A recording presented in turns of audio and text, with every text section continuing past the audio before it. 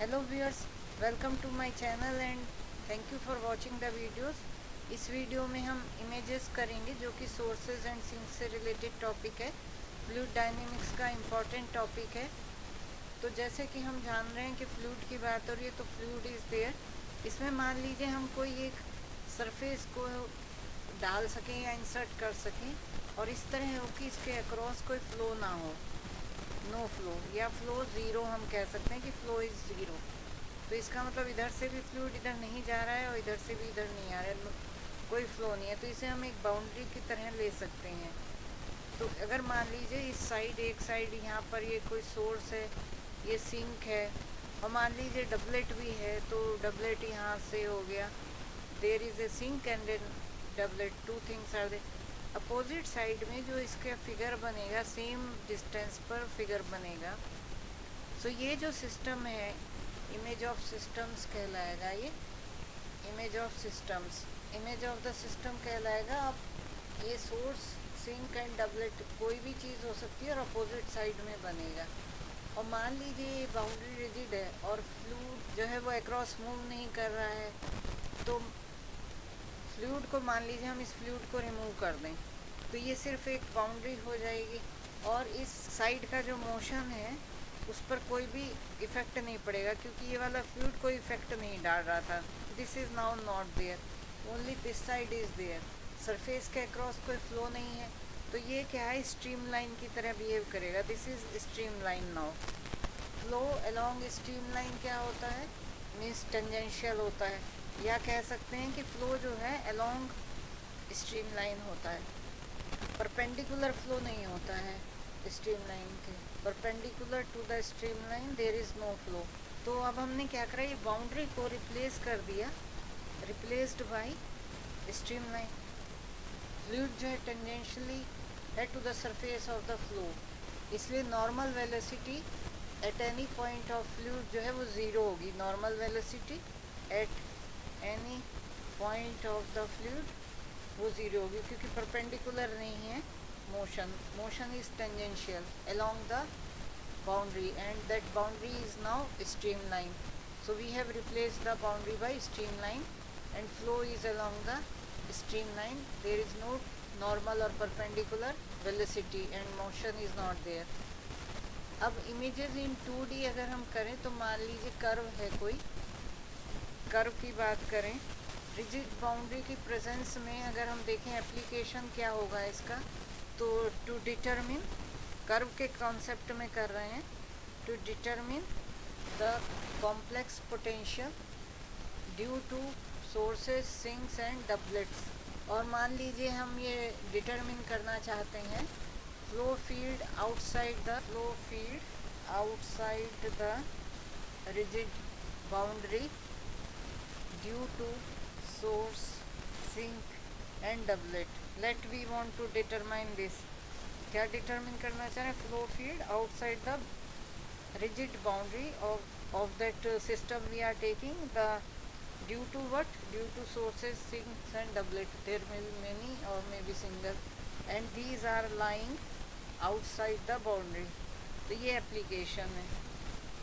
जैसे कि हम कहें कि ये एक रिजिड बॉडी है और यहाँ पर ये बाउंड्री है।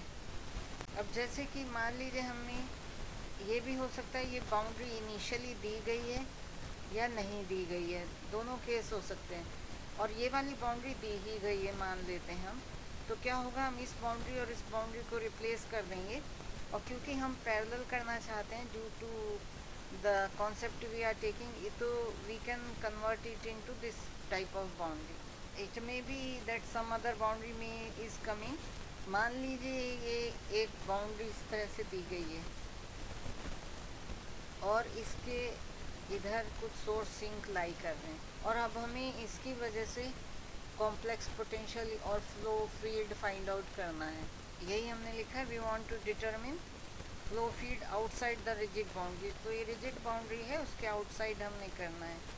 Due to what, sources and doublet they are also lying outside the boundary. तो इस केस में ये यहाँ लाई कर रहे हैं, तो हम क्या करेंगे, या यहाँ लाई कर सकते हैं, maybe anything. So what will we do, we will replace these boundaries with the help of maybe in this form. तो यहाँ पर हम बाउंड्री कर लेंगे और ये रिमूव हो जाएंगी, ये बाउंड्री ख़त्म हो जाएंगी। This is one of the example. तो ये बाउंड्री हो जाएगी और फिर हम उनकी आउटसाइड हैं तो इनका इमेज इधर पड़ेगा और उसकी वजह से हम जो कॉम्प्लेक्स पोटेंशियल है या फ्लो फील्ड है वो फाइंड आउट। किस टाइप ऑफ एग्जाम्पल्स में भी देयर ये image of the system with regard to straight line और rigid boundary होगा। straight so will be the case rigid boundary। और जब कर्व की बात कर रहे हैं तो मान लीजिए हमने कर्व इंसर्ट कर दिया फ्लूइड में, अभी विद रिस्पेक्ट टू कर्व की बात की, तो ये अगर ऐसे कर्व इंसर्ट किया या डाला गया फ्लूइड में कि no flow across the curve, उस केस में यह जो मान लीजिए यहाँ सोर्स एंड सिंक रखें, इनकी अपोजिट यहाँ जो इमेज बनेगी तो ये इमेज ऑफ द सिस्टम कहलाएगा विद रिगार्ड टू कर्व, जो कर्व हमने इसमें डाला है। और जैसे कि कहा एप्लीकेशन हम कॉम्प्लेक्स पोटेंशियल निकालने में कर सकते हैं और जो रिजिड बाउंड्री है जो हमने की इंसर्ट की है उसे हम रिप्लेस कर देंगे स्ट्रीम लाइन से, स्ट्रीम लाइन, और हम उसे सरफेस भी कह सकते हैं। मान लीजिए सोर्स और सिंक की बात करें तो जैसे कि ये एक सोर्स यहाँ पर है, ये रिजिड बाउंड्री है तो ये प्लस एम और ये यहाँ पर इसका इमेज होगा प्लस, इनकी डिस्टेंस सेम होगी। This is suppose R then this is also R, ये पी पॉइंट है। सो ये सोर्स की इमेज यहाँ पर है, ये आर डिस्टेंस है, ये पी पॉइंट है, ये ओरिजिन है of course, and we can mark these angles as theta. इस डायरेक्शन में जैसे कि हमने एक एग्जांपल में किया था पैरेलल लाइन ली तो ये एंगल भी थीटा होगा। And if we want to find out resultant velocity at P due to sources at A, से A कह दें इसे A dash, dash generally image को show करते हैं, so we will write it at A and A dash along PL. So this will be m upon r cos theta, because velocity अगर हम P पर find करें due to source A P पर अगर हम velocity find करें तो वही होगी, रेडियल वेलोसिटी होगी तो क्यू आर होगी। रेडियल है तो हमें 2 pi R Q R is equal to 2 pi M लेना होगा, जो ये हम ऑलरेडी कर चुके हैं कई बार। So Q R is equal to M upon R, और दूसरी ए डैश की वजह से भी एम अपॉन आर होगी, दोनों की वजह से एम अपॉन आर होगी। अलॉन्ग होगी ए डैश पी इस डायरेक्शन में and A P dash. So this will be M upon R cos theta. जब हम इसके कंपोनेंट फाइंड करेंगे, ये एक एग्जांपल में डिटेल में बताया था, इसके कंपोनेंट्स फाइंड कर लेंगे तो M upon R cos theta minus M upon R cos theta ये 0 के इक्वल होगी। तो जो ये हमने इमेज लिया इसकी वजह से कोई भी फ्लूइड फ्लो नहीं आ रहा है, इसीलिए ये वेलोसिटी 0 आ रही है। तो no flow across O Y, ये वाई हम कह सकते हैं, O Y axis, this is X. इसका मतलब अगर हम image of a simple source लें with respect to a line in 2D, वो इक्वल सोर्स इक्वी डिस्टेंट पर रखा होगा from the line opposite to the source. तो जो ये लाइन है इसके इक्वल ये डिस्टेंस और ये डिस्टेंस इक्वल होंगी अपोजिट डायरेक्शन में रखा। इसी तरह अगर हम डबलेट लेंगे तो डबलेट में भी सेम होगी। अभी हम स्ट्रेट लाइन की बात कर रहे हैं, रिजिड बॉडी ये है, और इस केस में क्या होगा, मान लो ये डबलेट है तो इसके भी इक्वल डिस्टेंस पे ये अपोजिट साइड में इसका इमेज होगा। So same way we can say, चाहे जो भी है, ये m है, ये माइनस m है, इधर एंगल अल्फा है तो this will be the angle alpha. तो एंगल के फॉर्म में अगर हम देखें, और मान लीजिए ये माइनस m, मान लीजिए प्लस m है तो इसका ये प्लस m होगा। सेम सोर्स का सोर्स होगा, सिंक का सिंक होगा। इसी तरह से मान लीजिए कि कोई और एंगल हम लें, इस तरह से मान लीजिए एक ये डबलेट है एक, तो this will be like this and angle will be same. So we will have same thing opposite to this line at the same distance. Conformal transformation और मैपिंग यूज़ होगी, और वो जहाँ जहाँ आएगी in question we will do and a few cases we will do after the chapter. उन्हें हम compile कर लेंगे कुछ केसेस को जो कि इम्पोर्टेंट है, बट डिटेल में नहीं करेंगे हम सारे केसेस को, कन्फॉर्मल मैपिंग के या ट्रांसफॉर्मेशन के जो होते हैं। इसके अलावा कुछ कॉन्सेप्ट्स को हम रिमेंबर कर सकते हैं जो कि एज ए रूल की तरह हम याद कर सकते हैं। जो रिज़ल्ट्स हैं कन्फॉर्मल ट्रांसफॉर्मेशन की वजह से उन्हें डायरेक्टली हम यूज़ कर पाएंगे अगर हमें पता है उनका explanation detail form will see जो हमें रिक्वायर्ड होगा, क्योंकि डायरेक्टली उस पर क्वेश्चन नहीं आता, कॉम्प्लेक्स वेरिएबल में भी वो टॉपिक नहीं है। पहला है in a conformal transformation a source is transform into an equal source. तो सोर्स इक्वल सोर्स में ट्रांसफॉर्म हो जाएगा, ये ट्रांसफॉर्म्ड है। एंड सिंक जो है सिंक में ट्रांसफॉर्म हो जाएगी। And equal sink and doublet जो है इक्वल डबलेट में हो जाएगा, ये सब इक्वल होंगे। सेकंड है जो कॉम्प्लेक्स पोटेंशियल है वो कन्फॉर्मल ट्रांसफॉर्मेशन में, जिसे हम कहते हैं W is equal to pi plus I psi, ये इनवेरिएंट रहता है अंडर ए कन्फॉर्मल ट्रांसफॉर्मेशन।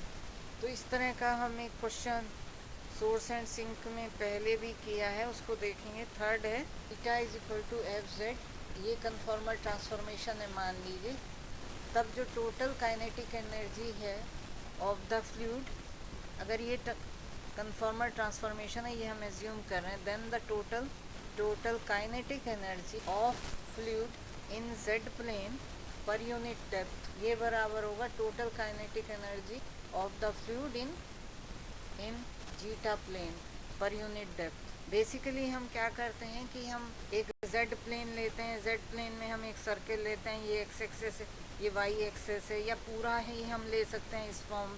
सो इसमें हम एक पॉइंट लेते हैं जेड जो कि एक्स प्लस आई वाई है, एक कर्व हमने इसमें ले लिया। सो ये स्ट्रीम लाइन है, और स्ट्रीम लाइन हम psi is equal to psi 1 लेते हैं, just to have idea how we do conformal mapping. And दूसरा ये तो हमारा हो गया जेड प्लेन, ये है जीटा प्लेन, और इसमें ये एक हमने ले लिया प्लेन, और इनसाइड यहाँ ले सकते हैं अकॉर्डिंग टू द क्वेश्चन। मान लीजिए इसमें एक ये लाइन है कॉरस्पॉन्डिंग टू दिस लाइन, मान लीजिए लाइन 1 है तो लाइन 1 के कॉरस्पॉन्ड, और यहाँ पर ये psi is equal to psi 1 because this is corresponding to this, और इसमें जो पॉइंट होगा वो जीटा होगा, which this is zeta plane and zeta is equal to psi plus I eta, I into eta, ये z प्लेन। तो हम इसमें कंफर्मिंग करते हैं z के कॉरस्पॉन्डिंग जो पॉइंट है वो ये जीटा पॉइंट होगा। नेक्स्ट ट्रांसफॉर्मेशन है fourth, this is under a conformal transformation, a stream line in z plane is transformed to into a stream line in zeta plane. तो वो हमने देखा भी है कि ये जो स्ट्रीम लाइन है ये इसमें चेंज हो गई, स्ट्रीम लाइन जो कॉरस्पॉन्डिंग पॉइंट में चेंज हो जाएगा। नेक्स्ट है while using conformal transformation zeta is equal to Z N, हम ये दोनों तरफ से कर सकते हैं, Z is equal to zeta to the power N type का भी कर सकते हैं, और zeta is equal to Z to the power N means both side से हम कर सकते हैं। N is found by dividing pi by 2 by half the angle contained between the rigid bodies.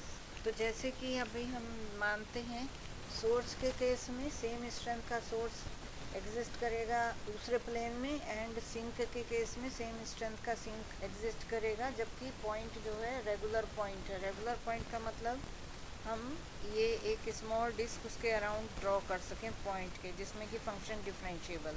Necessary condition ये होती है इस तरह की existence of mapping of Z plane into zeta plane, कि एफ डैश जेड जो है वो should never vanish at any point on the contour, जो हम कंटूर ले रहे हैं इसके इनसाइड, और ये जो कंटूर की बाउंड्री है इस पर, ये कभी वैनिश नहीं होना चाहिए। F dash Z is not equal to zero means ये एग्जिस्ट करना चाहिए, और अदर वर्ड्स में हम कह सकते हैं D zeta upon D Z must exist and it is independent of directions of delta Z, independent of directions of delta Z. लेकिन अगर ये ब्रांच पॉइंट है या ज़ीरो है या इन्फिनिटी है of the function, that zeta is of Z और Z is of zeta और z इज़ ऑफ जीटा। तो पॉइंट अगर इन्फिनिटी है, ज़ीरो है या ब्रांच पॉइंट है, उस केस में हमें स्पेशल केयर लेनी होगी। जैसे कि हम एक पॉइंट लें zeta is equal to Z to the power half, इस केस में सेमी सर्कल बनेगा जीटा में, ये बाउंड्री है ए टू बी, एंड इसमें ये ट्रांसफॉर्म करेगा एक सर्कल में,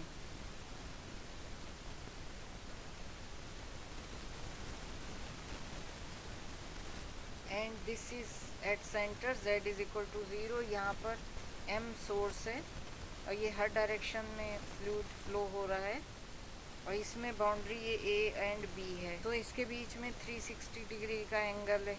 और यहाँ पर जो टोटल मास एफ्लेक्स है वो 2 पाई m है, तो में भी 2 पाई m होगा। एंड फॉर देट में वैल्यू होगी पाई m। 2 पाई r से अगर हम याद रखें तो this will be half of that, but flux जो है फ्लक्स सेम होगा, तो it has to be multiplied by 2। इसका मतलब यहाँ सोर्स जो है वो 2m स्ट्रेंथ का हो जाएगा। यहाँ m स्ट्रेंथ का सोर्स था, यहाँ 2m स्ट्रेंथ का सोर्स हो। सो this will change, the semi circle will change into a circle in z plane. This is zeta plane and this is z plane. So n is equal to basically pi by 2 upon angle between the boundaries. This is pi. So this comes 1 by 2. And in other words also भी हम इसको कह सकते हैं that argument of zeta is equal to 1 by 2 into argument of z, और z is equal to होता है x plus iy and zeta होता है psi plus i eta।